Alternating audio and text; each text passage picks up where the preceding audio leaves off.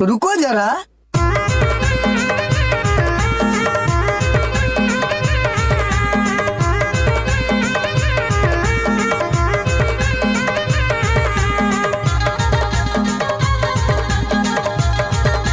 DJ Premlal. कौन परदेस यार कौन गाँव के कजेरैली है बाई मोर मड़वाना चाहिए चिकन छैली है रे। पतेरैली है बाई मोर मड़वाना चाहिए चिकन छैली है रे।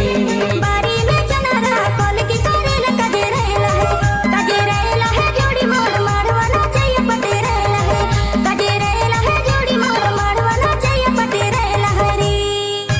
डीजे प्रेमलाल रूधी नर्मदा टोला वाले।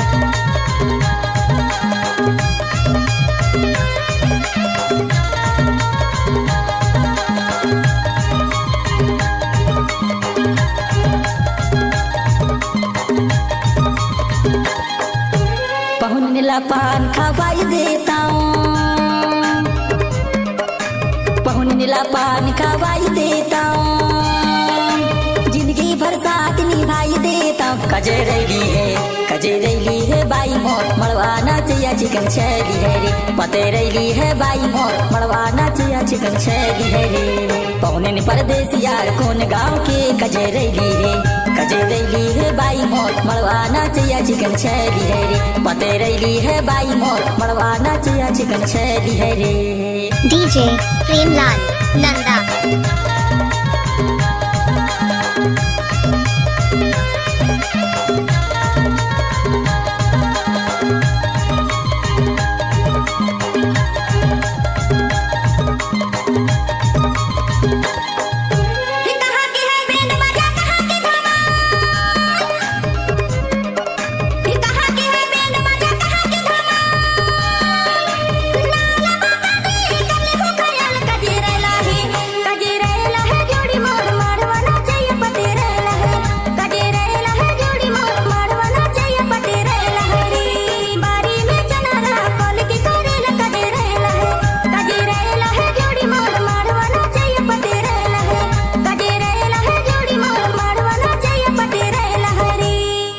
क्या नाम है आपका? डीजे प्रेमलाल रूधी नर्मदा टोला वाले।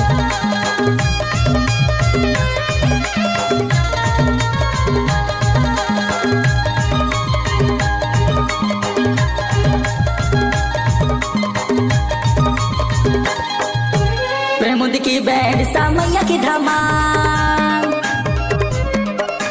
प्रेमुद की बैंड सामैया की धमाल। नाव बता दे था कर ले बेख्याल चिकन छैली है। पतेरैली है जोड़ी मोर मड़वाना चाहिए कजेरैली है रे। कजेरैली है माया मोर मड़वाना चाहिए पतेरैली है रे। पौने परदेस यार कौन गाँव के कजेरैली है बाई मोर मड़वाना चाहिए चिकन छैली है रे। पतेरैली है बाई मोर मड़वाना चाहिए चिकन छैली है रे। बारी में चनारा कोल की करेला कजेरैला है जोड़ी मोर मड़वाना चाहिए पतेरैला है जोड़ी मोर मड़वाना चाहिए पतेरैला है रे। मड़वाना चाहिए चिकन छैली है रे। मड़वाना चाहिए पतेरैला है रे। मड़वाना चाहिए चिकन छैली है रे। मड़वाना चाहिए पतेरैला है रे। भाई प्रेमलाल नंदा ग्राम दूधी टोला वाले।